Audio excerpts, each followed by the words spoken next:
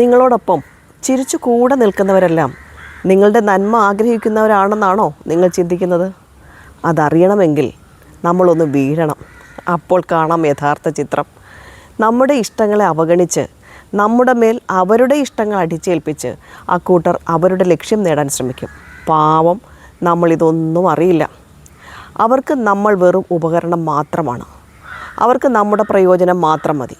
ഇനി നിങ്ങൾക്ക് എന്തെങ്കിലും നേട്ടമുണ്ടായാലോ അതിനും അവർ അവകാശവാദം ഉന്നയിക്കും. ഉത്തരവാദിത്തങ്ങളും ഭാരവും ഒരാളുടെ ചുമലിൽ, സന്തോഷം മറ്റേയാൾക്ക്. ഇതെങ്ങനെ ശരിയാവും? ഇവിടെ സംഭവങ്ങളല്ല നിങ്ങളെ തകർക്കുന്നത്, നിങ്ങളെടുക്കുന്ന നിലപാടുകളാണ്. നമ്മുടെ വിയർപ്പിൻ്റെ ഫലം മറ്റൊരാൾക്കും വിട്ടുകൊടുക്കരുത്.